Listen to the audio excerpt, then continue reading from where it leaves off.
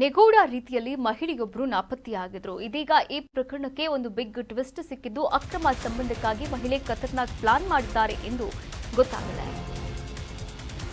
ನಿಗೂಢ ರೀತಿ ಮಹಿಳೆಯ ನಾಪತ್ತೆ ಪ್ರಕರಣಕ್ಕೆ ಬಿಗ್ ಟ್ವಿಸ್ಟ್. ಅಕ್ರಮ ಸಂಬಂಧಕ್ಕಾಗಿ ಮಹಿಳೆ ಖತರ್ನಾಕ್ ಪ್ಲಾನ್ ಮಾಡಿದ್ದಾಳೆ. ಈ ರೀತಿ ಮಹಿಳೆಯ ಪ್ಲಾನ್ ಭೇದಿಸಿದ ಹಾಸನದ ಪೊಲೀಸರು. ಮಹಿಳೆ ಮತ್ತು ಪ್ರಿಯಕರನ್ನ ವಶಕ್ಕೆ ಪಡೆದಂತಹ ಪೊಲೀಸರು ವಿಚಾರಣೆಯನ್ನ ಮುಂದುವರೆಸಿದ್ದಾರೆ. ಪ್ರಿಯಕರ ಡೇವಿಡ್ ಜೊತೆ ಕುಣಿಗಲ್ನಲ್ಲಿದ್ದಂತಹ ಮಹಿಳೆ ಪತ್ತೆಯಾಗಿದ್ದಾಳೆ.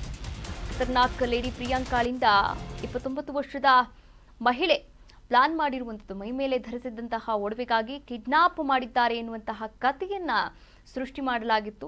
ಯಾರೋ ಕಿಡ್ನಾಪ್ ಮಾಡಿದ್ದಾರೆ ಅಂತ ನಂಬಿಸೋಕೆ ಪ್ಲಾನ್ ಕೂಡ ಮಾಡಿದ್ರು.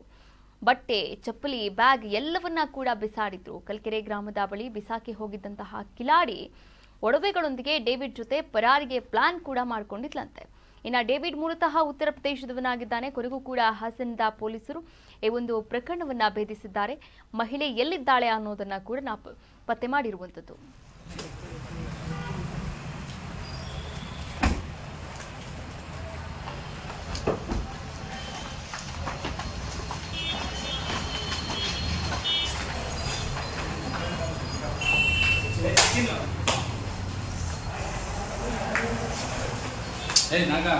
ಏ ನಾಗ ನೀನ್ ನೋಡಕ್ಕೆ ಹೇಳ